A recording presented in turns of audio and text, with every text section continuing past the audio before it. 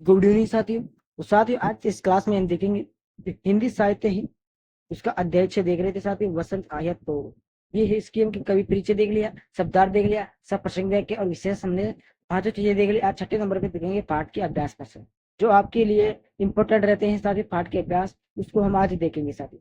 शुरू करें। तो शुरू करने से पहले छोटी सी रिक्वेस्ट है साथियों, एग्जाम हिस्ट्री को सब्सक्राइब करें साथियों, ताकि सभी ये क्लास आप तक पहुंच जाए।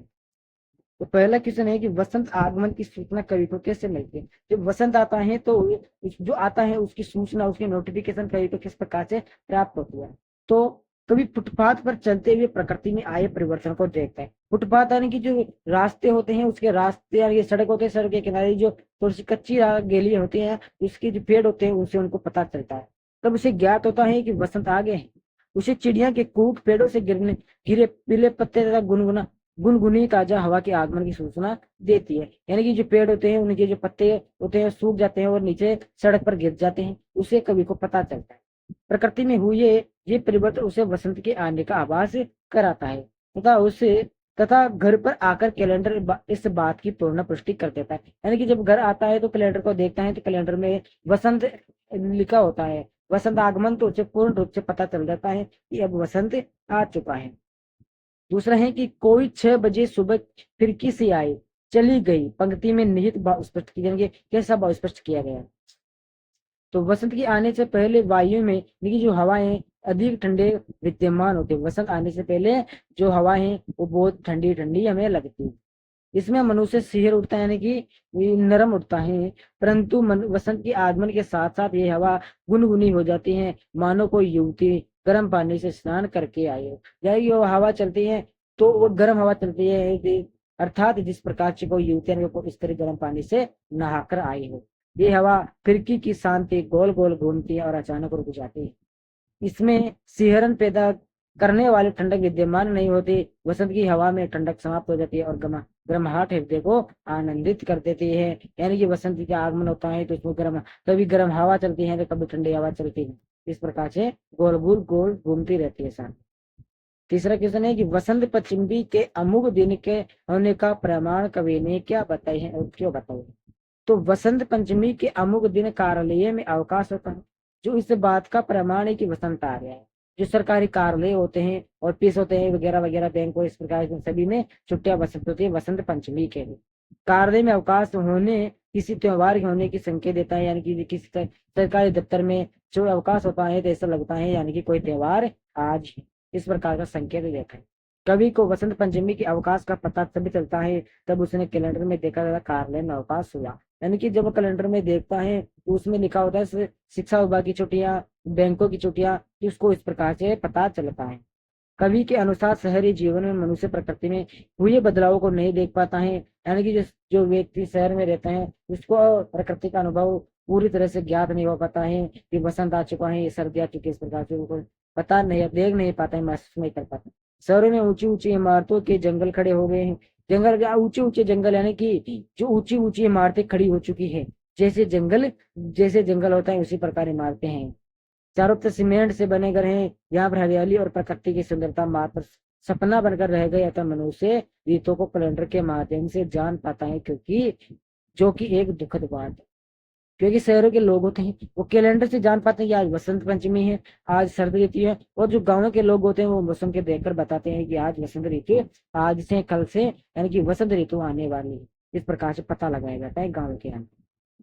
चौथा प्रश्न है कि और कविताएं पढ़ते रहने से आप बोर आवेंगे, मैं नीत व्यंग्य स्पष्ट कीजिए। प्रस्तुत पंक्ति में कवि द्वारा व्यंग्य किया गया है। उसके अनुसार सीमेंट के बने जंगलों में रहने वाले मनुष्यों को प्रकृति की सुंदरता और उसमें होने वाले परिवर्तन के विषय में कोई जानकारी नहीं होती है। क्लियर। ऋतु के आगमन और उसकी समाप्ति का तो उसे पता ही क्या चलेगा। वह मात्र कविताओं के माध्यम से ऋतुओं में ही हो रहे परिवर्तन और उनके सौंदर्य के विषय में जान पाता है। प्राचीन काल के कवियों ने अपनी कविताओं के माध्यम से सभी ऋतुओं का सुंदर वर्णन किया है। जो ले ज्यादा इंपॉर्टेंट है, यानी कि समझाने वाले कोई बात नहीं है, क्योंकि यह सभी चीजें ऊपर वाले प्रश्नों में भी आ चुकी है। वसंत ऋतु तो रसिक तथा सभी प्रकार के कवियों की मनभावन ऋतु है, इसमें समझाने वाली बात नहीं।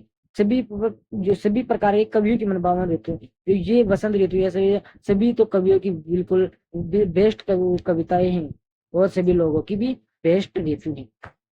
इस ऋतु में पलाश के जंगल खिल उठते हैं, जो पलाश के पौधे होते हैं उससे। आम के वृक्ष बोरों से भर जाते हैं, यानी कि आम के वृक्षों पर आम आ जाते हैं। बोर जो बोर होते हैं, झाड़ियां होती हैं, उनके ऊपर पा जाते हैं, बोर आने लगते हैं। ये अनुपम दृश्य देखकर रसिकों के हृदय प्रेम से पलवित होने लगते हैं। परंतु विडंबना देखिए कि आज ये सब कविताओं के माध्यम से पता चलता है।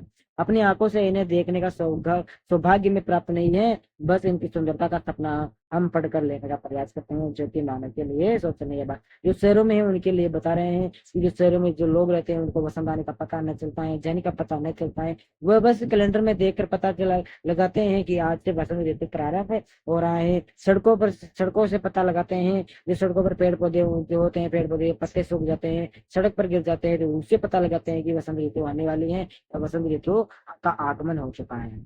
अलंकार बताइए। तो बड़े बड़े पियराए पत्ते, तो बड़े बड़े पियराए पत्ते प्रस्तुत पंक्ति में ब तथा प वर्ण की दो से अधिक बार आवर्ती के कारण अनुप्रकाश अलंकार है। प तथा प वर्ण की दो से अधिक बार आवर्ती प्रकाश अलंकार है। मतलब बड़े बड़े पियराए तथा बड़े बड़े बड़े शब्द की उसी रूप में पुनः आवर्ती के कारण पुनरुक्ति प्रकाश अलंकार। पुनरुक्ति प्रकाश अलंकार वह होता है जो बार बार शब्द है, बड़े बड़े दो बार आ चुका ना, इससे ले लिया। ये लेरवा ना साथियों। इस प्रकार से आपको अलंकारों का भी ध्यान रखना है। अगला है कि कोई 6 बजे सुबह जैसे गर्म पानी से नहाए हो। तो इसमें कौन सा अलंकार रहने वाला है? कोई 6 बजे सुबह जैसे गर्म पानी से नहाए हो, प्रस्तुत पंक्ति में मानवीकरण आना। कौन सा? मानवीकरण। ये मानव के लिए प्रत्यय है। कोई 6 बजे सुबह से गर्म पानी से नहाई। आगे खिली हुई हवा आई फिर किसी आई चली गई, दी की दहर दहर दहकेंगे कहीं ढांक के चल। तो देखो साथियों, इसमें कौन सा अलंकार रहने वाला है? ग नंबर का है, खिली हुई हवा आई फिर किसी आई चली गई। नहीं, खिली हुई हवा आई फिर किसी आई चली गई, प्रस्तुत पंक्ति में हवा की तुलना फिर किसी गई, अतः यह उपमा अलंकार उपमा दी गई है।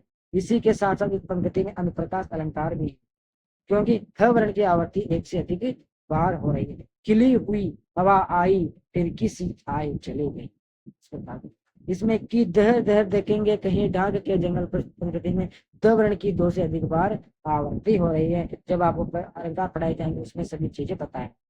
अनुप्रकाश अलंकार दहर शब्द के उसी रूप में पुनः आवर्ती के कारण पुनरुक्ति प्रकाश अलंकार है। पुनरुक्ति प्रकाश अलंकार को आप अच्छे से समझ गए।